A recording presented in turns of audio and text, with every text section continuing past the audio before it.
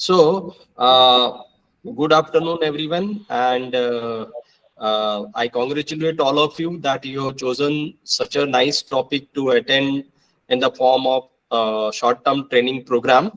Actually, I posted the question in chat box that how many of you are from Chandigarh, and ma'am said that most of the participants are from all over the country. So that's a good thing. Uh, what is my idea to ask that question that how many of you are from Chandigarh, because the topic which I have about which we are going to talk, this won't be a presentation which will be only one way. It will be a kind of interactive session, and when we are conducting an interactive session, if I know that the participants have are from which background or from which place, that will help me a lot to interact more. However, it is glad that the participants are from all over the country, and that probably have helped me to deliver my lecture. As the topic on which I am going to talk, I just checked before delivering this lecture or before preparing this lecture about Chandigarh, because I am going to talk about urban ponds. And when I am going to talk about urban ponds, I knew that the Chandigarh itself is a popular city or famous city where tourists come to visit. And when I Google it out and when I check that there are number of ponds in and around Chandigarh, which are beautiful, not only beautiful, but they are tourist spot too. So let me invite not only Hemi ma'am, but all the participants that jointly at the end of this presentation, any one of you, including any of the student of NITTR, faculty of NITTR, or ma'am herself, wants to explore the research about the topic which I will be discussing. Out of that, it will come out, and any one of you, either a research scholar or a faculty member or a industrialist or a consultant, who wants to take up this further, then that opportunity I am giving you right in the beginning of this presentation. Let me ask you that how many of you have done any sort of consultancy work or involved in the consultancy work? Please type in chat box. As I said that this is an interactive session, and I won't be going to speak throughout 1.5 hour. It will be between you and between me, that I'll be asking you a question, you will be asking me a question, and we will take this topic further. So anyone is here who has involved in any, not only water resources consultancy, but any consultancy work which is related to civil engineering or electrical or mechanical or any another one. Anyone is there, please type in chat box. I'll wait for 1 minute. If anyone is there who has taken up any consultancy work. No one? Okay. Anyone have any field experience, any student? Yes, Neeraj has raised. Dr. Neeraj Kumar, are you Neeraj Verma? I mean Sharma? Hello? No, sir. Dr. Neeraj Kumar. Okay. Okay, so Ravindra Pal Singh said yes, Neeraj Kumar has raised hand up. That's very good. That at least out of the participants who are attending this, 2 of them have done a kind of consultancy work. But why I am asking this question? If you have not done any consultancy till date, after going through my presentation, I am sure that you will attempt to take up consultancy work, right? And if you feel that, sir, you will be delivering for 1.5 hour, and in that, how we can become expert that we get tempted to take consultancy work, don't worry, I'll be there backing up you. But you can take up consultancy work related to water conservation. The best work you can do is of rooftop rainwater harvesting. The first one is the rooftop. If anyone says that in water conservation, what I can do, right? Or he or she feels that, oh, this is the topic, right? Everyone talks, but it needs resources, it needs kind of funding and all that. Then it's not possible for me to do it. But I'll tell you, these are all excuses. If you want to start water conservation, you can start write it from your home, write it from your rooftop, and without putting any extra money. Like you have already the pipes, drain pipes, which are coming down from the roof, and that you have to divert into any of your existing bore well after filtering it, right? The ready-made filters are available in the market, which are very cheap. At the same time, you can also build a filter in your home by putting the coarser, finer and finer sands in kind of a 30 centimeter layer, and you can pass that water, roof water, from that, and you can recharge your own bore well or your open well. If you have a farm and you wanted to recharge in your farm, you can do that. Divert the water of your farm into open well also. You can look at my website. I'll at the end of this particular lecture, I'll share the link for my YouTube channel also, on which I have already posted the water resources, water recharging structures like rooftop rainwater harvesting and open and very short video. Somebody will say, sir, हमारे पास इतना time नहीं है, हम इतना time नहीं दे सकते. But I think you can take out 1 minute. They are so short, 1.5 minutes, but that will give you idea that how you can do recharging. Let me congratulate ma'am that and NITTR that they have selected such a good topic on water resources, and specifically including water conservation. Ministry of Jal Shakti, Government of India have lots of program on water conservation. They are spending crores of rupees for water conservation, and since last 4 or 5 years we can see the fruits out of the efforts made by Ministry of Jal Shakti as far as the recharge of groundwater is concerned. The Ministry of Jal Shakti website you visit, I request all of you to visit once and look at the programs which they are carrying out throughout the country. There are recharging of groundwater programs for recharging of groundwaters for farmers, right? And different states have again the different schemes under which each one of you can take advantage of it. Either you can design it, you can act as a consultant for it, or you can execute it, or you can implement it at your own house or your own farm. This includes the research scholars or students who are attending this particular short-term training program. If they feel that मैं तो सिर्फ BTech हूँ या MTech हूँ, मैं क्या कर सकता हूँ? No, you can, if you wish, you can make the entire of your society or apartment water to recharge in the ground. And if you do it once, probably you can take up it as a campaign, and you can move throughout wherever you are staying in your society or in your village or town. You can take up this further as a recharging activity.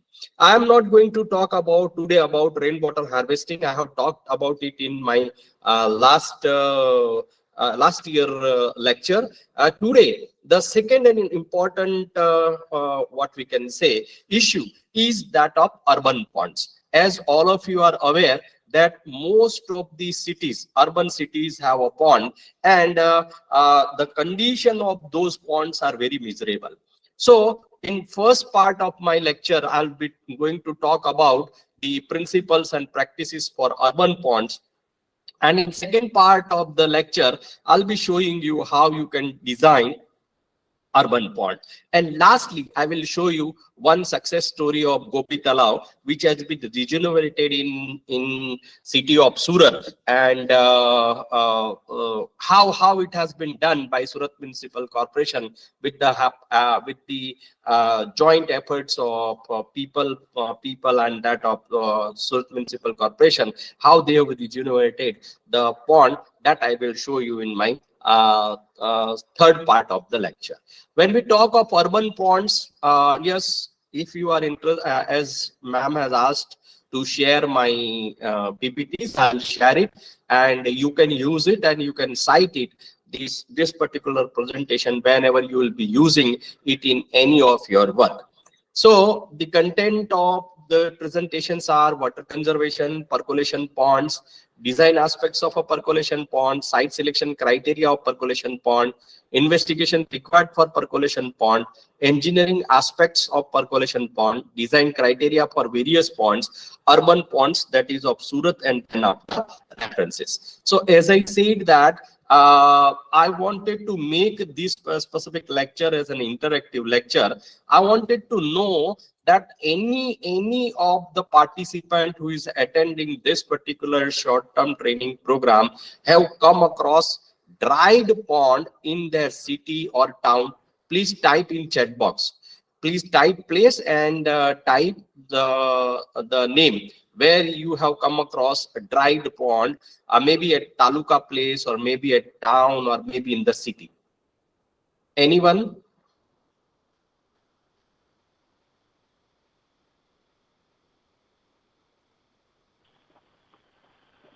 Anyone is from, no one is from any city?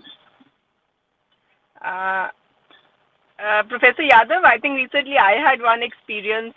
We had visited Dharamshala, so the Okay. lake there was completely dry, which used to be a very big tourist attraction. So now it was all dried up. Dried up. Okay. So that is the one of the experience that you have come across one pond which is in hilly area, that is at Right. Dharmashala, and which was because of one or the other reason it has got completely dry. Apart from that, any another participants from any of the, because I wanted to know the status of pond across the country. And if any one of you from the any city or taluka place, I am very much sure that they might have come across one or another pond which was existing some 10 years, 15 years back, but due to urbanization now either there is no water in the pond or the pond has completely dried up. Any participant can share? Anyone is there? Okay, so even if there is no one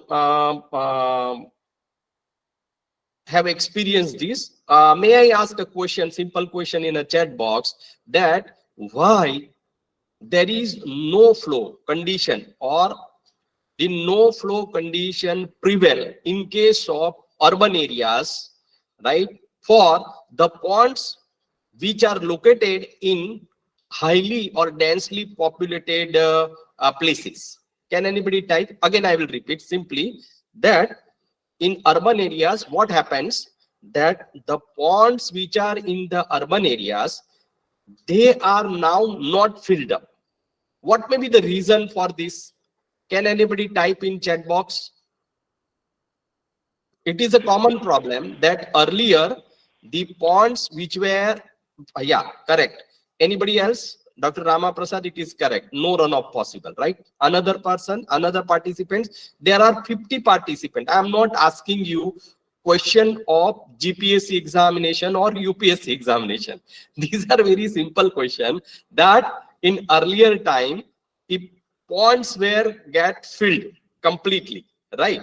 But now you will see that some of the existing ponds also, there are problems to fill those ponds due to urbanization, right? So why this situation has arisen? That I am asking. Dr. Ram Prasad ji has correctly answered that no runoff possible. Anybody else? Anybody else? Any another participant?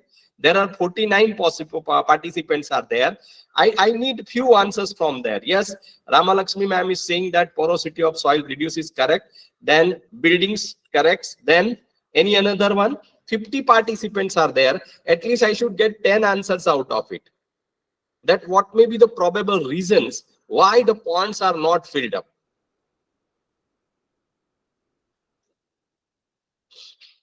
Only 3 answers. No runoff, porosity of soil reduces, buildings. All the answers are correct. And you will see in my presentation that what are the issues, right? And how it is not possible nowadays that these ponds are get filled. So if we talk about water conservation, it refers to the prevention, control and development of water resources, both surface and groundwater, and prevention of pollution. Percolation tanks. So basically I'll be talking about 2 types of tanks. Tanks are again of 2 types. Number 1, storage tanks. and number 2, percolation ponds. What is the difference between storage tanks and percolation pond? What happens that if you want to recharge groundwater, that means the natural pond, and the natural pond have natural soil at its bed, and when it gets filled, it automatically charge the water infiltrates and it recharge the groundwater. And when you wanted to use water for industrial purpose or for storage, drinking water supply purpose or any another purpose where you don't want to lose the water, in that case, the bed of the pond, on the bed of the pond, either the bad material is used of impervious material or geosynthetic materials are used, which makes the bed of the pond impervious. And because of that, you can store water into the pond for longer time period. So this is the difference between percolation pond and storage pond. So percolation ponds are recharge ponds, or they may be used. One of the purpose of percolation pond is recharging the groundwater, while storage pond, like in case of Surat is a big city. At the same time, Surat have one of the area which is fully developed with industry. So a lot of industries are there in one part of the Surat, that is called as Hajira area, where they have Reliance, then Ashar, then Kripco, right, and many more in NHPC, NTPC, like these industries are there. Now, these industries where they are situated, they are very close to the sea, and therefore they don't have source of fresh water for using in their industrial products.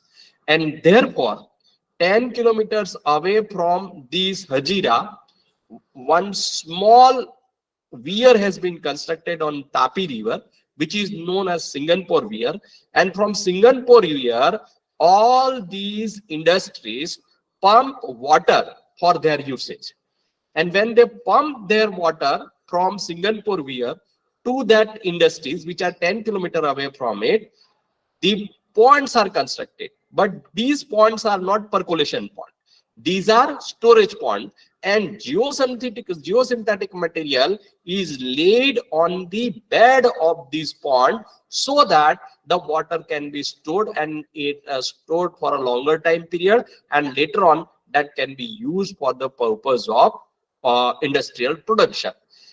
Hence, there are two types of pond. One are called percolation ponds and another are called storage ponds. In storage ponds, the water which is stored is used for industrial purpose or any other purpose. While percolation ponds, the ponds are used for both the purpose, for the storage of water also. At the same time, there will be percolation of water which will be recharging the groundwater. So one of the aim of Ministry of Jal Shakti is to recharge water, and under Amrutam scheme, Government of India has decided to construct in first phase 75 Amrut Sarovar, and in second phase I think they have made it 200 numbers, and like this they want to take up construction or creation of water bodies throughout the country so that the water can be stored.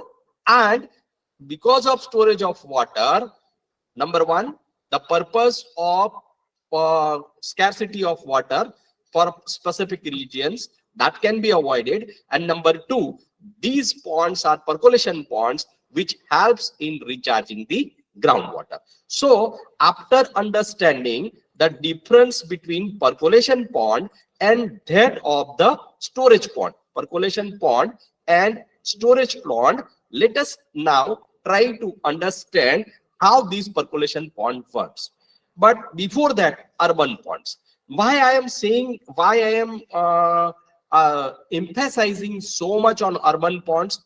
Because with the development of city, almost water bodies are lost. Even there are rules, there are orders by Government of India by Supreme Court that the water bodies are required to preserve as it is. When these water bodies are preserved, fine, those water bodies are there, but they are all surrounded by buildings.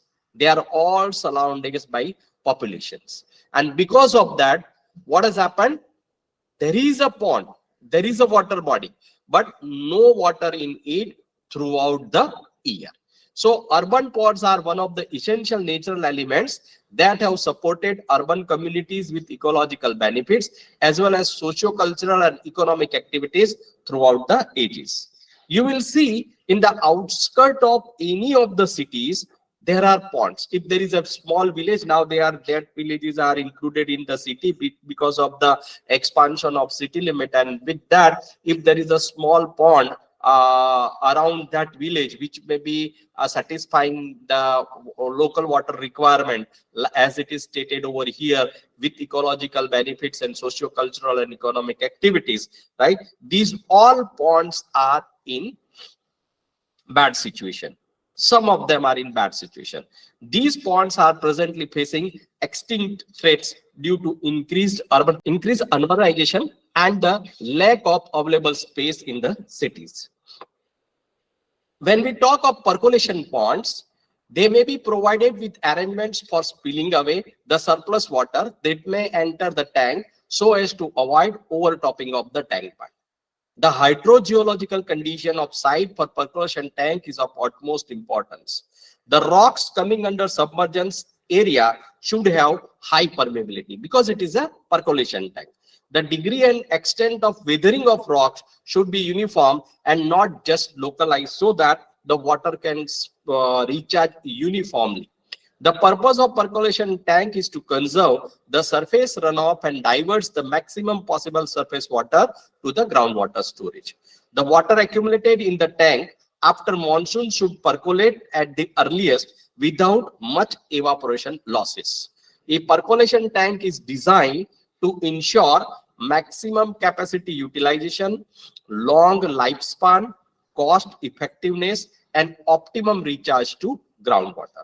The storage capacity, waste wear, drainage arrangement, and cutoff range are the important features of percolation tank which need proper design. So if someone says that yeah, there is an opportunity that we can have a percolation tank in nearby area, or there is a old tank which you wanted to regenerate, right? So what are the factors to be kept? What are the factors to be designed for that? So it is first is that you have to look about its storage capacity. Wherever this is a pond, you have to make sure that when it gets full, you need to have arrangement so that you can take the spill water safely out of the pond. The drainage arrangement should be made properly, and the cutoff range to avoid the percolation, the seepage losses rather, right, from the sides of the pond are the important features of percolation tank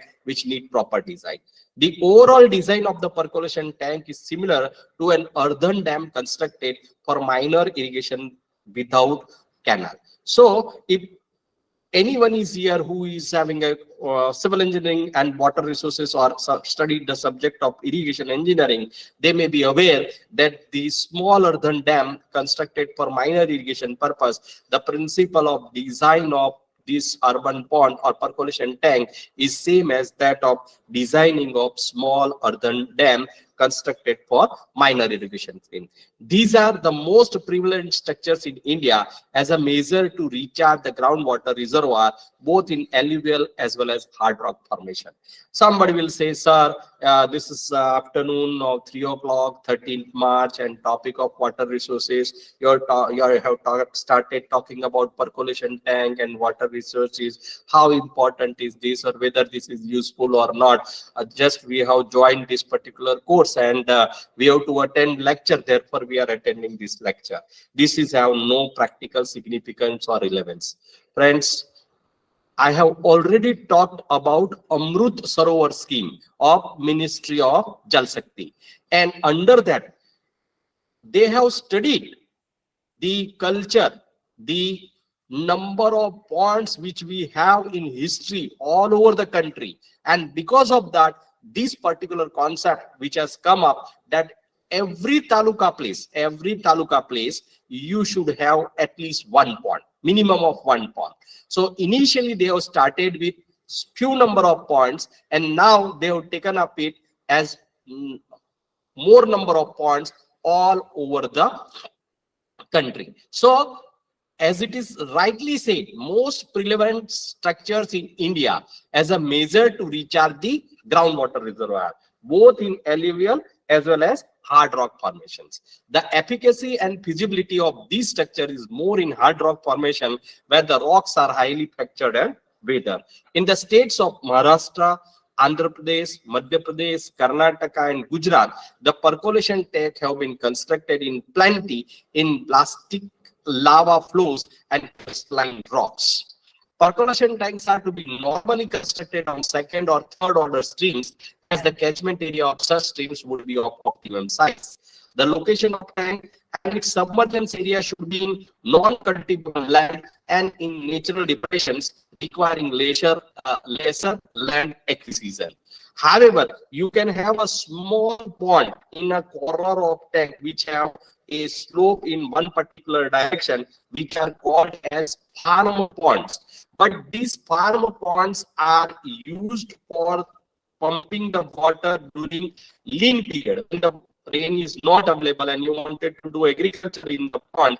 You can make this percolation pond as storage pond, and that water can be used for the purpose of irrigation for other seasons. And there are districts in Madhya Pradesh where they have constructed farm ponds based on this principle, and they are using it. Of course, these farm ponds they are using as storage ponds, because during lean period they wanted to use that water for the purpose of agriculture, and that idea has come up nicely. And many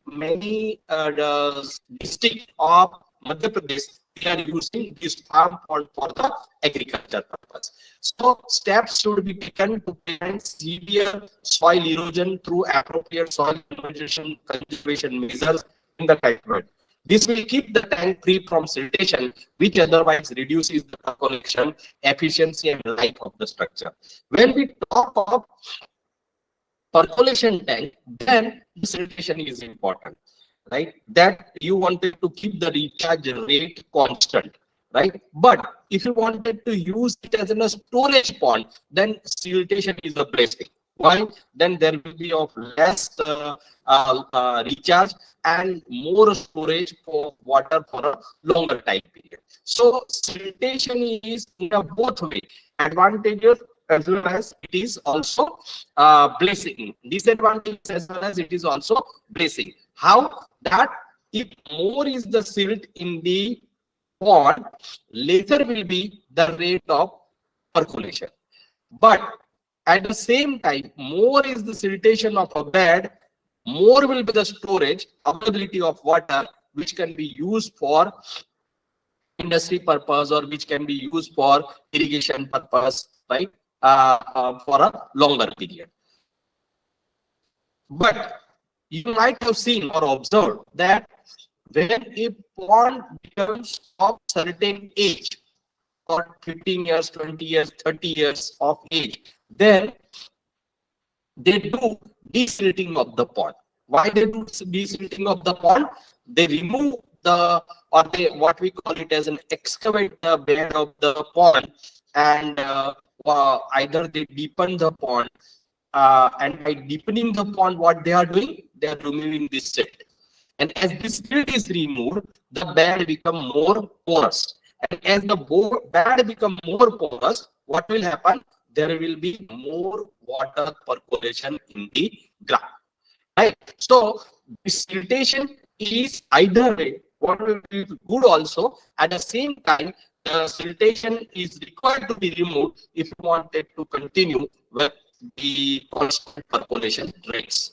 The catchment yield and basin configuration drawn from topographic surveys at site determine the height of the percolation tank. So what must be the capacity of the pond? That is to be decided based on the catchment yield and that of basic percolation. So what are the criteria for selection, site selection of percolation pond? So the area's hydrogeology should be such that the litho units that exist in the pond submergence area should be highly permeable. Soil in the tank's catchment area should be sandy to prevent the tank bottom from silting up. There should be ample availability of non-committed surplus monsoon runoff to ensure that the pond is filled every year. Means when you select the site, you have to see that there is a sufficient runoff which fill the ponds. So when we are talking about the urban ponds, this is the issue that when urbanization was not there, the runoff was available for the pond, and the ponds were filled naturally. Sorry. There should be ample availability of non-committed surplus monsoon runoff to ensure that the ponds is filled every year. But due to laying of stormwater in urban areas, what has happened that the stormwater lines are laid, and because of laying of this stormwater, whatever runoff generated on the roads or from the buildings, that is carried away by these stormwater lines and disposed of either into nearby stream or river. And because of that, what has happened? That natural supply of water to the ponds, natural supply of water to the pond has been stopped. And that is the reason that the urban ponds are not filled. Many of the urban ponds are not filled, right, up even after the monsoon season. So choosing a percolation tank's volume should be controlled by the status percolation potential rather than the catchment yield. In order to avoid water wastage by evaporation, larger capacity tanks should only be installed if the percolation capacity is known to be sufficient. If percolation rates are low to medium, smaller capacity tanks may be installed. The percolation tanks are usually designed for 0.1 to 0.5 million cubic meter storage capacity. The depth of water impounded in the tank provides the recharger, and therefore the tank must be built to provide a minimum height of 3 to 4.5 meter ponded water column and rarely 6 meter above the bed level. So when I am explaining about the percolation pond, it may happen that any one of you may get opportunity to design this pond. And when you want to design such ponds, you should keep one thing in mind, that this minimum depth of such pond should be in the range of 3 to 4.5 meter, depending upon what is the geological strata below that particular area.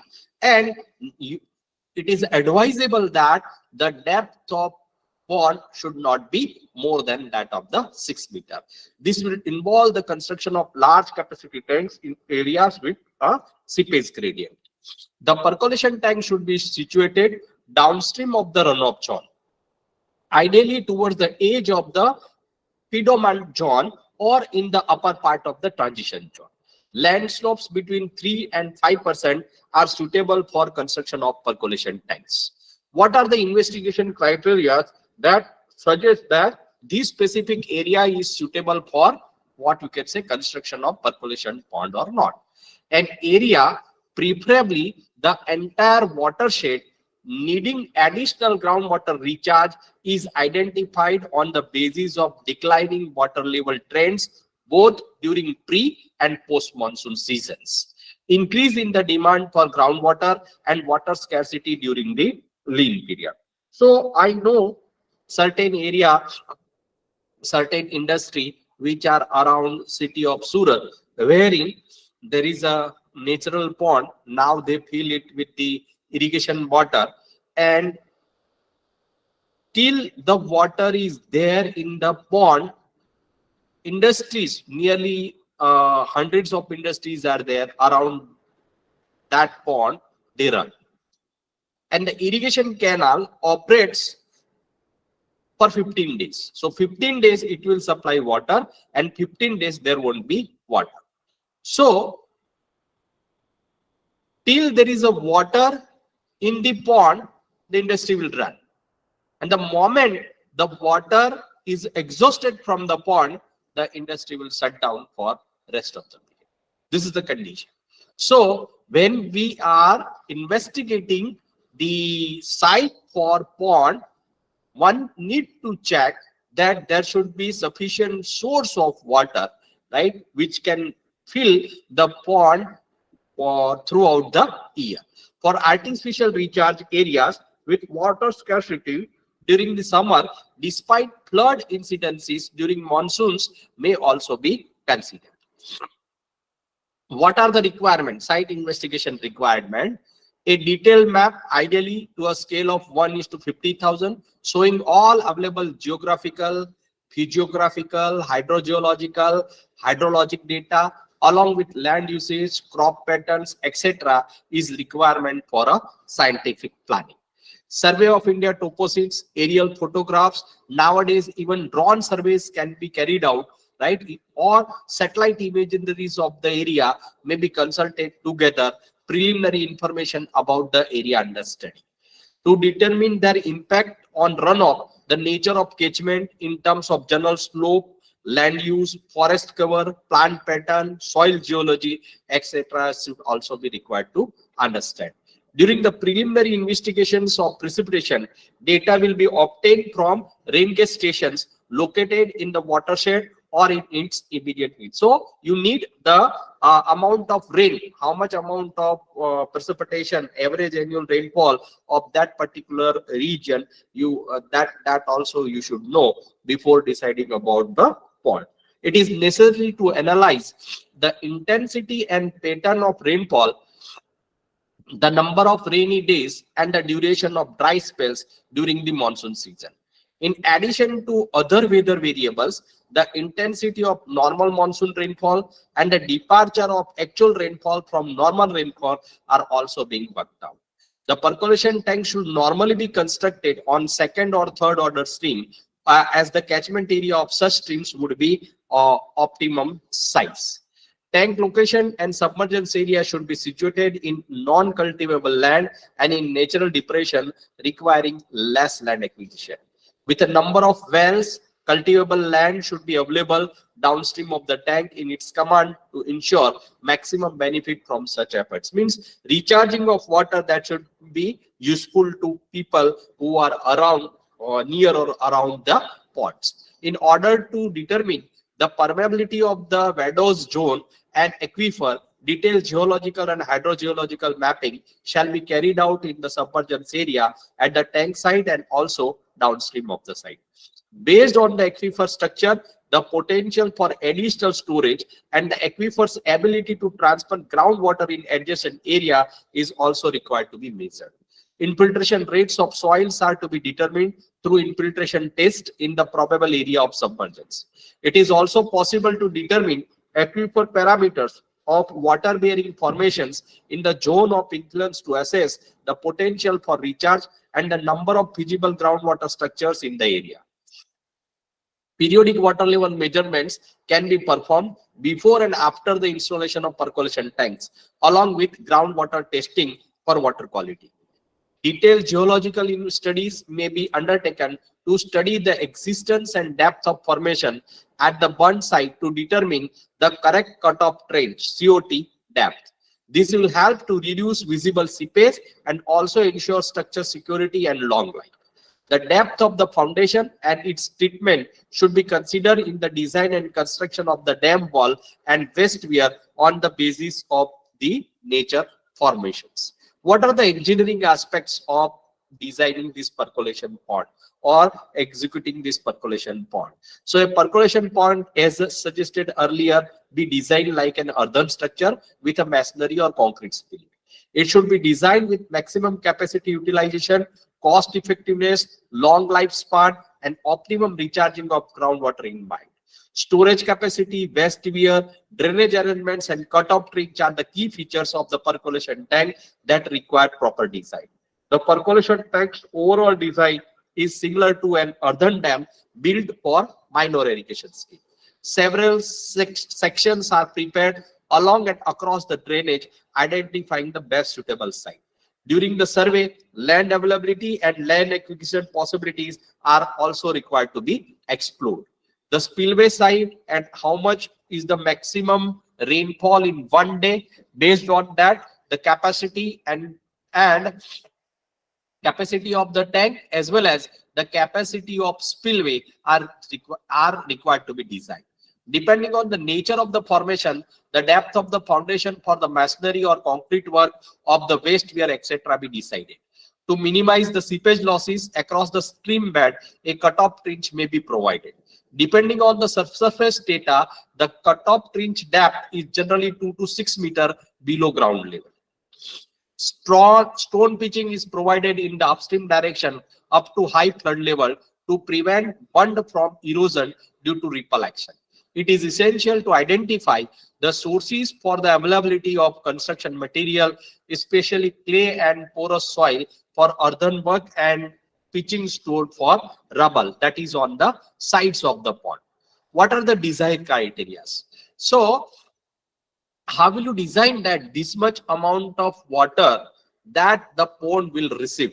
So that depends upon average annual rainfall, and based on the average annual rainfall within the catchment, the yield at the proposed site of the percolation tank should have dependability shown in this table, that if the annual average rainfall is 380 mm, the percentage dependability of the volume of water generated when there is a 380 mm rainfall over a catchment, whatever volume is generated, 40% of it, you can say the 40% is the dependability that much volume be received by the pond. If the rainfall is between 380 to 760 mm, the dependability is 50%. And when the rainfall is 760 to 1520 mm, the dependability of the volume of water which will be received by the pond be considered as a 60% as a yield from the catchment. The earthen bund, as the percolation tank intends to raise the groundwater level of the area downstream of the site, water should be allowed to percolate below the seat of the dam. Therefore, bunds having height up to 4.6 meters, cutoff trench is not necessary.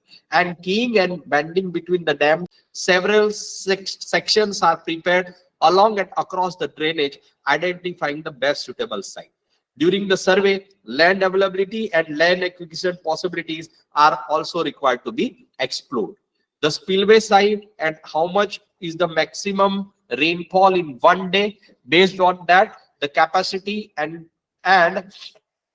capacity of the tank as well as the capacity of spillway are required to be designed. Depending on the nature of the formation, the depth of the foundation for the masonry or concrete work of the waste wear, etc. be decided. To minimize the seepage losses across the stream bed, a cutoff trench may be provided. Depending on the surface data, the cutoff trench depth is generally 2 to 6 meters below ground level. Stone pitching is provided in the upstream direction up to high flood level to prevent bund from erosion due to ripple action. It is essential to identify the sources for the availability of construction material, especially clay and porous soil for earthen work and pitching stored for rubble that is on the sides of the pond. What are the design criteria? So, how will you design that this much amount of water that the pond will receive? So that depends upon average annual rainfall, and based on the average annual rainfall within the catchment, the yield at the proposed site of the percolation tank should have dependability shown in this table, that if the annual average rainfall is 380 mm, the percentage dependability of the volume of water generated when there is a 380 mm rainfall over a catchment, whatever volume is generated, 40% of it, you can say the 40% is the dependability, that much volume be received by the pond. If the rainfall is between 380 to 760 mm, the dependability is 50%. And when the rainfall is 760 to 1520 mm, the dependability of the volume of water which will be received by the pond be considered as a 60% as a yield from the catchment. The earthen bund, as the percolation tank intends to raise the groundwater level of the area downstream of the site, water should be allowed to percolate below the seat of the dam. Therefore, bunds having height up to 4.6 meters, cutoff trench is not necessary, and keying and bending between the dam seat and natural ground will suffice. For bunds having more than 4.6 meter height, COT equal to half to 1/3 height of water column may be provided. Height of bund up to 3 meters, it is 1.8, 3 to 6 meters is 2.10, and 6 to 15 meters, it is considered to be 2.4 meters. Design of tank bund, it can be homogeneous embankment type, zoned embankment type, or diaphragm type. So this is homogeneous embankment type bund. This is zone type, which we have impervious and pervious material both inside it, and diaphragm. The diaphragm may be of impervious material and it may be up to height of the maximum water level be placed inside the body of the bund up to the foundation, permeable foundations, which even work as a cutoff trench for water which is seeping below the bund. So full supply level, depending upon the basin of the tank, the capacity of the tank is fixed to store almost all the yield expected. A freeboard of around 1.8 meter be provided. Hearting and casing zone may be provided as per the standards adopted in minor irrigation tanks. For the protection of stream slope against wave action, 225 mm thick rubble pitch hearting zone. So this is the slopes to be designed for their pond. Now talking about the urban ponds in Surat. So before we take up the urban ponds in Surat, I would like to explain. Yes, these are the issues, but first before this, we'll show you quickly one of the pond which we have designed, proposed pond design, wherein all these parameters are considered. Meanwhile, if you have any question, quick question, I'd like to address it. If anybody have any question. Yes, anyone have any question? Then I would like to answer it. Okay, if there is no question, then whatever I have discussed right now, you may feel that, sir, this is all theoretical.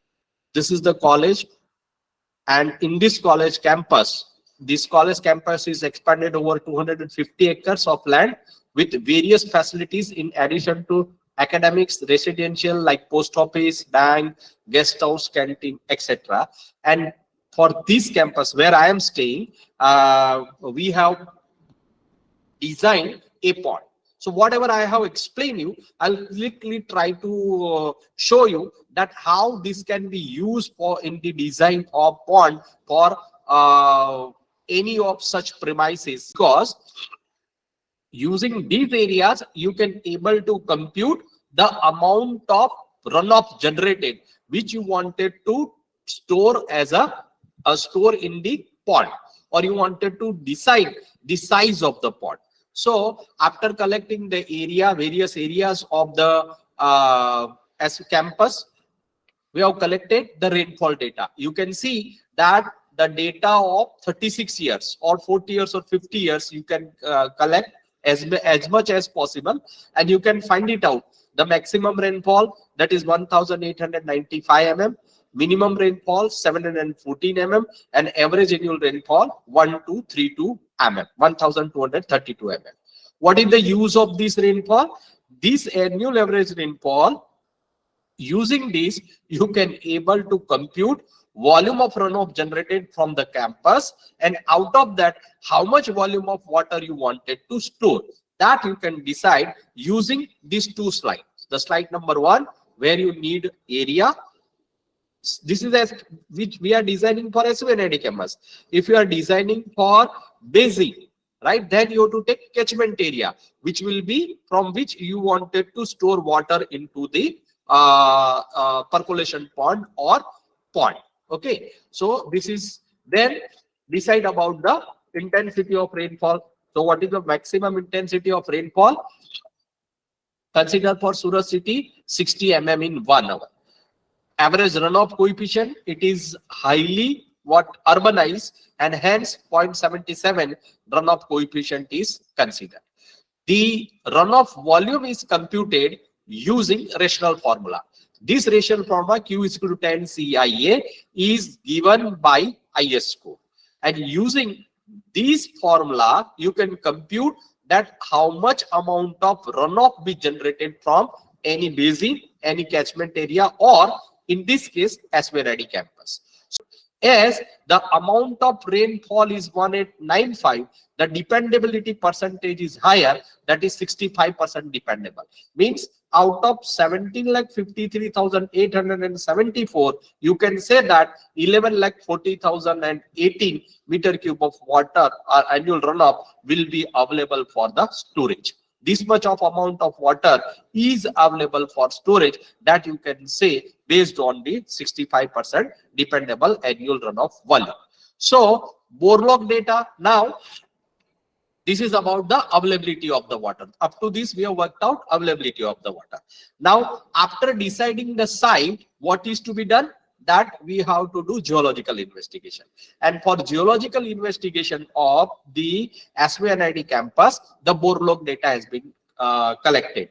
The 2 bore wells done at 2 different locations, and this data you can see here, depth 1.5 meter to 13.5 meter, with what type of a soil is present, right, and which type of a test is conducted with various n values that has been, of course this will have more information than what I am showing you. I am showing you the information which is important from percolation point of view, or from the construction of pond point of view, wherein the type of soil is one of the important parameter, right, that helps in deciding the depth of the pond. So you can see up to 4 meter, it's a black cotton soil, and from 4.5 to 9 meter, brownish color clay with medium plasticity. That means the depth up to 6 meter is suitable for storage ponds, because it have the bed which will be having black color clay with high plasticity up to 4 meter depth, or this brownish color clay with medium plasticity. Up to 4 meter, it's fine, that it will have a higher percolation rate. If you will go towards 4.55 or 6, the percolation rate may go little down compared to that of the earlier one, right? So the depth of the pond is decided upon the type of the soil which is present, and from that it is decided, yeah, this is a further analysis of field test, density, particle size analysis, Atterberg limits, shear parameters, right, in which what is the percentage of sand, that also you can find it out, type of the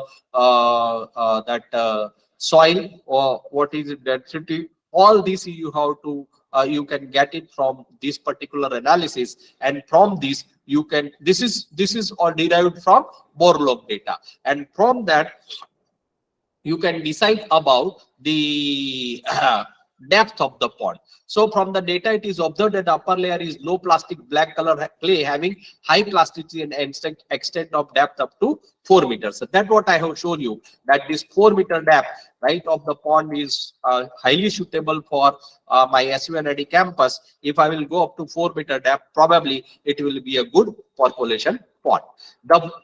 Another important aspect is, whenever you are designing the pond, the water table, you have to check the water table. It should, the bed of the pond, that should not encounter with water table. Otherwise, there won't be any percolation or infiltration into the ground, and hence you have to check. And the water table in this area where we are trying to design the pond, which is during pre-monsoon and post-monsoon, 10.5 meter and 9 meter. That means it is much below the depth of the pond. The storage capacity of percolation tank is defined as the volume of water stored in the tank up to its full tank level. The storage capacity can be computed by using the contour plan of water spread area of the tank. The total capacity of the tank will be the sum of the capacities between successive contours. This is explained how you can find it out, the storage capacity of the tank, and that is carried out using the principle. You can see that this is the DEM, and from DEM, that is digital elevation map of SMNID campus, and from that we have identified the low-lying area, and for that low-lying area it is proposed that we want to construct a pond for 40,000 square meter with a depth of 3 meter. That's why the capacity of pond comes out to be 200 by 200 by depth of pond as 3 meter, 1,20,000 meter cube. So once the size of the pond is decided, that is 200 by 200 and having a 3 meter depth of the pond, let us talk about the bund. And as I said that it is same as that of small embankment dam as suggested by IS 12169, the type A bund has been adopted, as the height of the bund is also considered to be less than 4 meter. The upstream face of the tank bund is generally revetted with stone apron or riprap so as to protect it against erosion. And if this is done, then the upstream slope generally adopted is 1.5:1 and 2:1 for downstream slope. The IS 7894/1975 Code of Practice for Stability Analysis of Earthen Dams, the slope of the bund, and IS 8237 Code of Practice for Protection of Slope of Reservoir of Embankment for Stone Pitchings are required to be followed. The top width of the bund is kept as 1.5, the freeboard is taken as 1.2, and 3 recharge shafts are proposed in the middle of the pond. So when the water level rises through this recharge shaft, above the HFL, through this recharge shaft, the water will directly get recharged into the ground. The top of the recharge shaft pipe is equal to the full reservoir level of pond, but 50 mm less than the top of the overflowing weir. So this you have to keep in mind, that it should be less than top of the recharge shaft is above the full reservoir level, but below the overflowing level of the weir, right? And that's why you can take maximum advantage of the recharging when the pond is completely full. So the waste weir or surplus weir are constructed for discharging the excess water from the tank into the downstream channel after it is filled, so as to avoid the rise of water in the tank above the maximum water level. The difference between MTL and MWL is proposed as 0.5 meter. So this is the section of the pond, plan of the pond. This is the water level. So when the water level increases, what will happen? It will start percolating into the it will start recharging ground directly. So where the pond is full, there are 3 shafts proposed. This is 1, somewhere 2, and somewhere 3 over here, right? And such that in case of the pond become full, what will happen? The water will start moving into the ground. So this was about, after discussing, this is the proposed section. It is shown, typical section view you can see here, and this exactly you can use for design of any pond in your area, depending upon the factors which I have suggested. However, the slopes, the pitching, the depth you have to decide upon your geological investigation of the soil, the bund, the size of bund, type of bund, the slopes, all these almost have been taken based or selected as per the IS code provisions, and this section has been prepared. So this was all for what you can say. After discussing the principle of ponds, percolation pond, I have tried to explain you what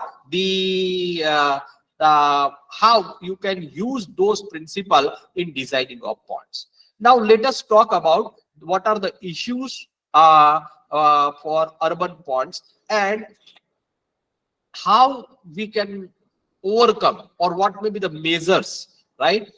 This is the Pal Lake, which is almost in dry condition. No water retention, storage in the lake immediately after monsoon season. Design principle: ensure water retention capacity of pond by carrying out geotechnical investigations. So for this pond, there are two types of issues. Number one, lot of urbanization. This was actually a part of village, and when this area was not included in the city of Surat, that time this pond was get filled and water was maintained in this pond throughout the year. But with the development of urbanization all around this pond, what has happened? That the natural flow of water to this pond has stopped. Not only that, because of that, the water retention capacity of pond also has been decreased. At the same time, the capacity, what we can say, the water retention capacity of the pond, that also because of type of soil, that also gradually decreases. So what is happening in monsoon season? When there is a rainfall, some water infiltrates into it, but because of high percolation rate of the soil, the water recharges, or water percolates into the ground fast, and for rest of the year there is no water in the pond. So you can see this is 1985 image, where you can see is some fields are there, green fields are here. You can see here, right? This is the Pal Lake again. You can see the picture of this, where you can see that the green fields are all around.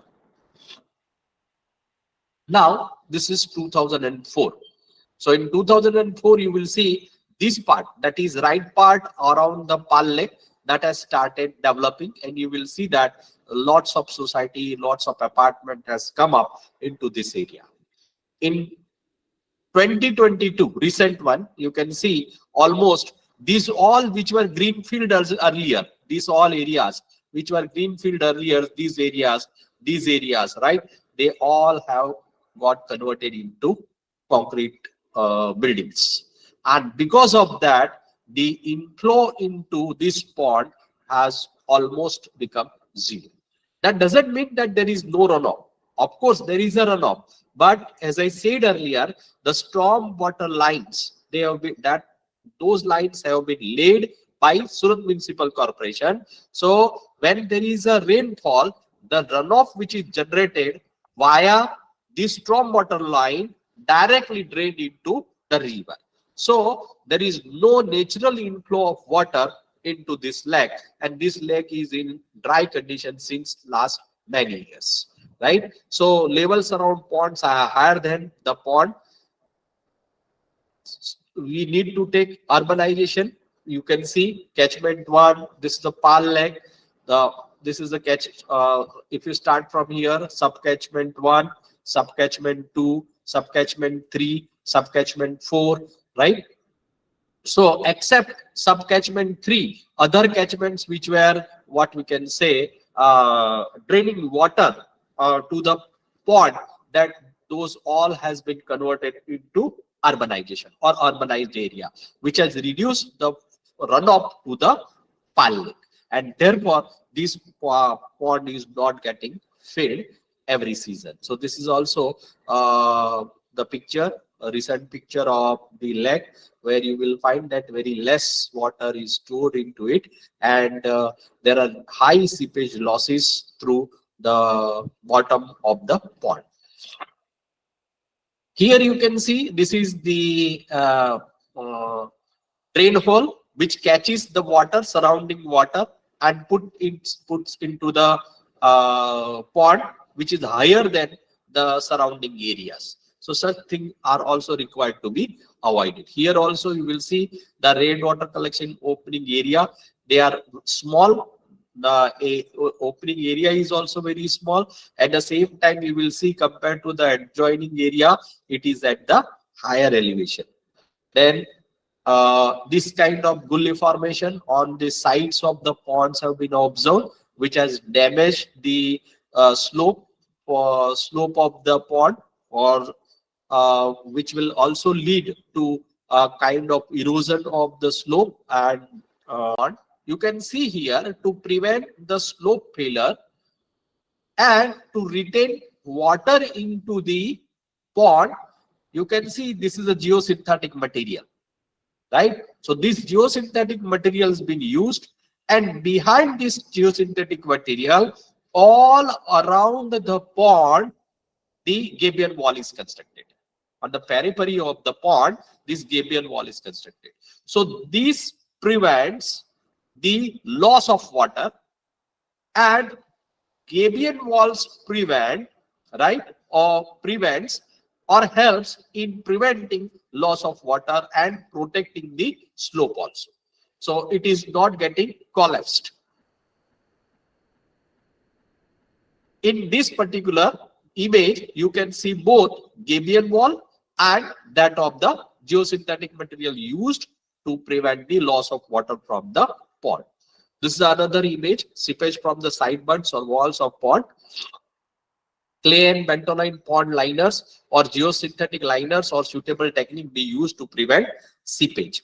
This is the storm drain overflow. So sometimes this overflow section be provided such that when the water level rises above certain level, the water may go drain out of the, what you can say, pond, right? Or at the same time, if you want that the surrounding area water that is required, if it is of a good quality, that is one condition. Whenever you wanted to fill the pond, the quality of water should be good, otherwise it will create problems. And therefore these good quality of storm water around, that you can through this storm water pipe you can use to fill the tank, but you are required to exercise care that the quality of water should be good. This is algal growth, right? You can see here somewhere algal growth is observed in the pond. That means that from somewhere the nutrients are entering into the pond, and if the nutrients are entering into the pond, it will result into formation of algae. So you may provide arrangement for aeration of the pond, which will help to prevent the algal growth into the pond, right? So these are some of the references which I have used to prepare this particular presentation. Lastly, I will show you one more success story of Gopi Talao, Surat, right, which was rejuvenated. How was it, and how it has been rejuvenated by Surat Municipal Corporation as a pond. So the Gopi Talao, what's its history? The historic lake of Gopi Talao dates back to 17th century. This was not what we can say, it's a very old pond, old lake of city of Surat, 17th century, and was a very important urban space for the trading city of Surat. It is said that in ancient time, the ships used to come up to Makaipul, that is inside the city of Surat. Now the sea is around 10 kilometers away from the shore, and sea is 10 kilometers away from Surat. So approximately the sea has gone 20 kilometers away from where in 17th century, 18th century, the ship used to come inside the city. So the lake lost its importance due to neglect in the 19th and 20th century and become a health and social menace. This is the picture of 2000. Can you see this? What is all this around? This is all. Hello, I want participant to look at the picture, right? You can see all around this or this side, wherever is my pointer is moving, right? What is this? Can anybody unmute and reply me? Hello. What are these? The red, wherever I am moving the crusher, what is this? And these are inside the pond. This is the pond, okay? And all around the pond, this is also inside the pond. This is inside the pond. These are all outside the pond. What are these? Can anybody tell me? Unmute yourself and reply. Hello. Am I audible? Yes, yes. Participants, you can unmute. We do have a response in the chat box, Professor Yadav, human settlements. Okay. I can't see the chat box. So I hope that the participant have responded into the chat box. These are all slum areas. Hello. These are all encroachments. What you see over here, these are all encroachments. This is all these are all these you see all around. That is the encroachment, and hardly the area which has remained. And this here you see this is a step well, right, which was constructed in 17th century and developed this pond which is filled with water now. So you can see this is a picture of 2022, wherein you can see that is a considerable amount of water, and around the water lots of what we can say activities, halls that has been developed by Surat Municipal Corporation. So we'll see, this is again 6/2022, the picture of the Gopi Talao, right? So this is the previous one as I have showed you, and this is the latest one. This is the in 2000 and this is in 2022. This Gopi Talao has been regenerated and it's now full of water now. So 2010, 2022. So the project site is located in the heart of Old City of Surat, administering 10 hectares, approximately 1 square kilometer, 1 square meter. The original water body which was lost in the process of city growth and urbanization is regenerated as a lake and public park. The project is divided into 7 zones, excluding the water bodies. So these 7 zones, the area statements of the water body, that is 34,000 square meter, history zone 4,000, environmental zone 5,000, diamond zone 5,000, food court 5,800, textile zone 5,290, communal harmony zone 6,000, future zone 9,480. These are the project statement. Plot area, area of lake, plot area is around 82,000, while area of lake is around 34,254. In that, the constructed walk area is 2,317. I have few pictures also. The major structural challenge was creation of the water body in backfill land. To prevent contamination of the water to be stored in the reservoir, it was important to create an impervious site. For this purpose, a 7-meter high returning wall was constructed around the pond or around the pond, right, to avoid that. So this, how is it developed? So 7 thematic zones, then introduction of inner ring and outer ring, construction of various structures. So this is inner ring, this is the outer ring, and then the construction of various structures including guards, right? Submersible platforms, viewing deck, etc. RCC retaining wall for contaminant prevention of water body from contamination, excavation for water body, and backfill, right? So the total project area 10 hectare, water body, this all already we have seen.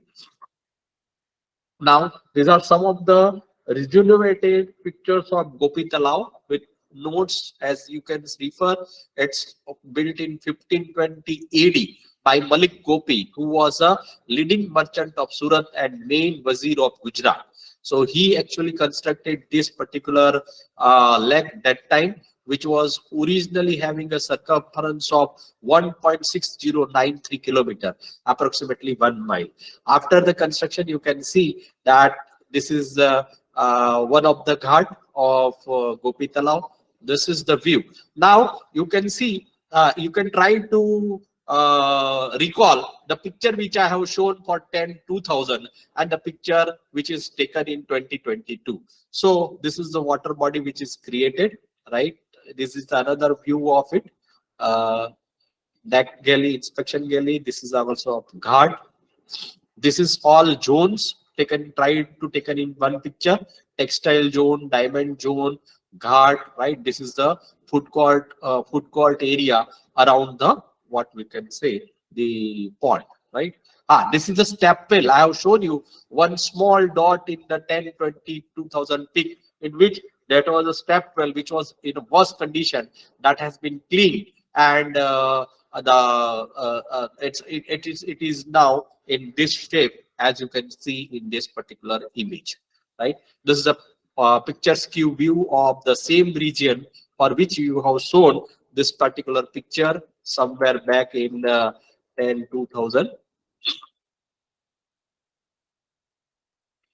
This was 10 2000, and now how it looks. So I'm showing you that so it is possible in India, right, that whenever we decide that we wanted to develop or rejuvenate something, it can be so beautiful like this.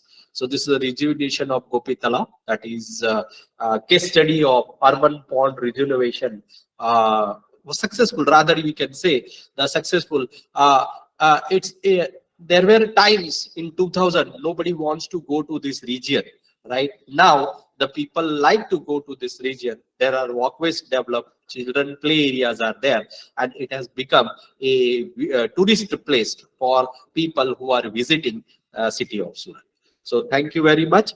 In a short time period, I've tried to show you with examples, right, how the regeneration of pond can be taken up. What are the condition of urban ponds? What are the design principles? How you can design it, right? And how you can use it up. Ma'am, if I have a few minutes, can I have a few minutes? Yes, sir, definitely. Yes, sir. Let me see. Then I wanted to show you another side of this. And therefore, I asked you that how many of you are from Chandigarh, and these are the pictures I really feel very happy to show you this, because one side I am talking about urban ponds, and as I say that I am offering a research topic to interested participant as well as my teacher faculty, that how in Chandigarh beautifully these lakes are managed. I am very much sure if anybody can pick up this, Ministry of Jal Shakti will happily fund that particular project. That which way they are, what we can say, maintaining and managing these ponds in and lakes in and around Chandigarh. So this is Sukna Lake, one of the I think oldest lakes, 1950s. And it goes around 3 square kilometer area. This is a picture of the lake. So one of the lake. And then the second one is this Dhanas lake. This is also the Dhanas is a village area in Chandigarh, and its second most populated city, famous for its picturesque beauty, Dhanas lake. Right? And it is among the 3 famous lakes of Chandigarh and is located close to sector number 38. Then this is another picture, yeah, and this is again famous for the installation of solar panels. So 500 kilowatt floating solar power plant with foundation cost of nearly 33.40 million, including 10 years of O&M, has been established by CREST Chandigarh, right, into this particular pond. This information which I have. This you can see the floating solar plant installed in Dhanas Lake in Chandigarh. Then this is the new lake, sector 14, Chandigarh, and as per the information that this lake is situated near sector 42. It is the newest addition to Chandigarh lakes that has eventually become the most lovable spot among the local families. It has got a polished look, situated in the quarter part of the city and covers an area of 3 acres. The new lake, sector 42 in Chandigarh, has a 0.4 mile route that includes around 1,000 steps in total. The total area covered by new lake CHD is around 3 acres, which are situated at the southern part of the lake. Many people are not aware of this new lake in Chandigarh. It is situated in sector 42, which is very close to ISBT sector 43. This is again Brahma Sarovar. I think many Hindu families may be knowing about this. One of the religious Sarovar, which has been said that Brahma stands for Lord Brahma, the creator of universe in Hinduism, and Sarovar in Hindi means pond. The Brahma Sarovar is one of the Asia's largest man-made pond. It is 3,600 feet long, 1,500 feet broad, and 45 feet deep. Right? So this is also one of the ancient heritage which the Chandigarh have, which we call as a Brahma Lake. This is Sani Hit Lake again. This is in Chandigarh, right? The Sarovar Scad Water Reservoir in Kurukshetra district of Haryana, India. This is also 1,500 into 450 in size and believed to be the meeting point of 7 Scad Saraswatis. So this is all about the ponds which are Morni Hills. This is again our more tourist attraction. I think so. Then Renuka Lake. This is another lake which is in and around the Chandigarh. So they are beautifully maintaining these ponds. I'm very happy to see that these ponds are beautifully maintained in the even the what we can say the urbanization has grown and it has not affected at all the beauty, picturesque usefulness of these ponds. So one side I have shown you pond of Surat city, which is rejuvenated, that is Gopi Talao. I talked about the Pal Lake also. And lastly, with a happy note that the Sarovars around Chandigarh, those who are not in Chandigarh may get tempted to visit Chandigarh now after looking these spots. So thank you very much for patience hearing. Thank you, madam, for giving me opportunity to present such a live topic of nation's importance. Thank you. Thank you so much, Professor Yadav, for a very interesting session, specifically the practical examples that you've given. And I would say there are some of the Sarovars which even I didn't know, although I'm born and brought up in Chandigarh. So thank you so much. So definitely you took all this extra effort to include details about the Chandigarh area. So participants, if you have any questions at this point or anything you'd like to share from your area based on the topic that Professor Yadav has picked up today, anyone would like to share something, or if you have any queries, any questions coming to your mind? Because I think we all face this issue. In fact, Professor Yadav, I would like to share that like our local chores that we talk of, especially in Haryana area, we talk of ghaggars, local chores. So most of them, they have kind of dried up, they because of natural drain patterns, they have changed because of this human settlement, all these things that are happening.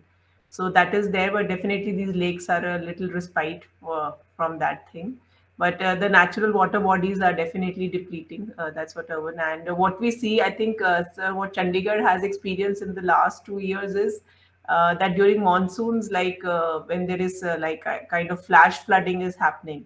So the roads are getting choked. So basically it becomes very difficult to even drive a car at that time. That's what we experienced in the last 2 years for 1 or 2 days. Like if there is a rain spell for the next 2-3 hours, like it is kind of very difficult to go on the roads because the water is all getting accumulated on the road. So maybe the drainage patterns also need to be studied. So at one time, like mostly we are seeing the dry part, but at the same time there is flash flooding also that's happening. And I think most of the urban areas might be seeing this. So at Chandigarh also we've started experiencing this.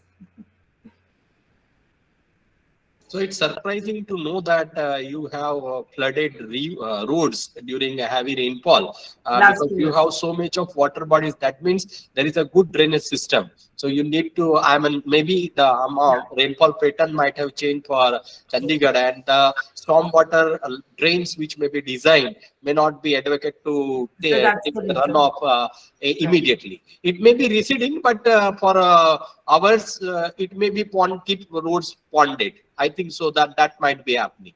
Right, sir. So idea is because there is so much of cars and all, they have increased. So basically now they're just making roads anywhere that they find the area. They're just making roads. So they are not taking care of natural streams. Yeah. Right. So that's the whole reason. That is a big alarm if Chandigarh administration, and so because Chandigarh now is not just confined to Chandigarh. We're talking of, it's more of a like just like we have NCR area, we call of CCR area, Chandigarh Central Region. So we have so many cities which are connected. Like I myself drive from a city on its boundary every day to and fro work. So many people are not living in Chandigarh. So around the cities and all there, so there the construction is not happening. The roads are not being well planned for this aspect. So this has definitely become a big menace, and a lot of water ponding is happening on the there's water ponding on the road, so that is also leading to, we're talking of these days so much dengue cases and all. So those infestations are also happening, mosquitoes are breeding. So all this water resource needs to be managed in a very, it's not only about ponds, I would say, even this is where, a common man is seeing the water resource at the first place. So that is also a very important aspect. Yeah, ma'am, what we can do that if someone from Chandigarh Development Authority or Chandigarh Municipal Corporation, someone is if attending this particular course, then definitely they might be listening to our conversation.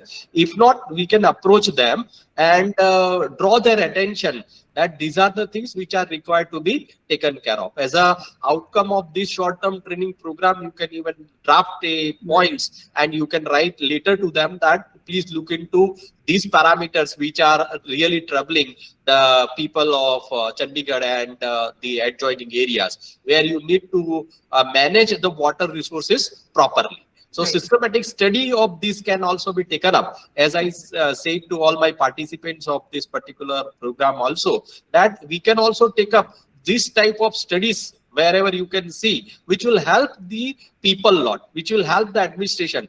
Sometimes we blame only that the government is not doing this, that. But as a technocrat, when we know that this may be the issue and because of that, the people are facing problem, you have to come forward, approach them, suggest the solution, and that will help them to come out of the problem, right? Helping people who are suffering from such problems. Right, sir. Rightly said. So any participant would like to add something or any query coming to your mind? Let me check the chat. Okay, nothing in the chat box also right now.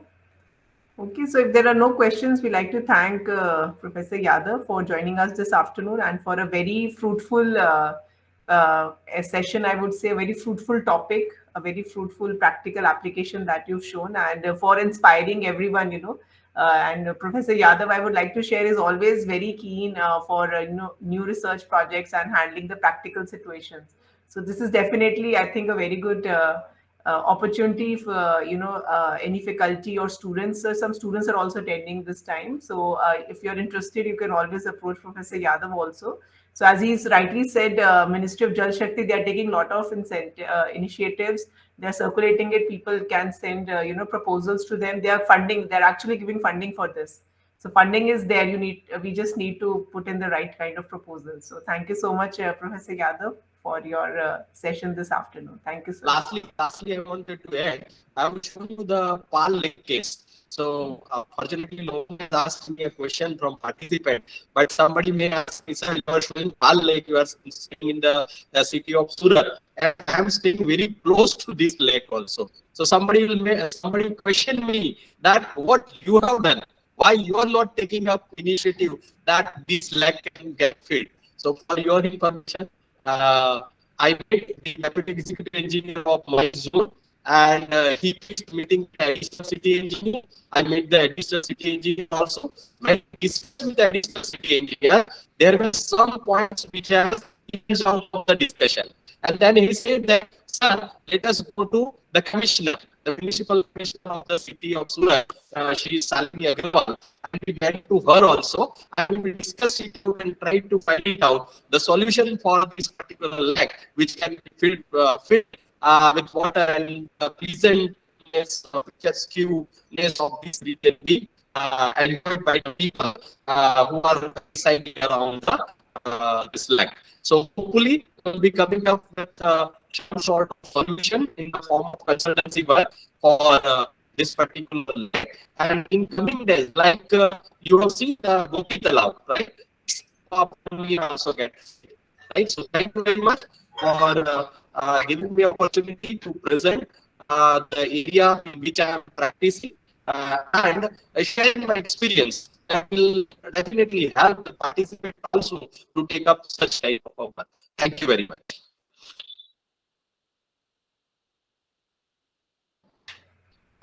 Thank you so much, sir, for joining us. Thank you so much. Okay, bye bye, ma'am. All the best.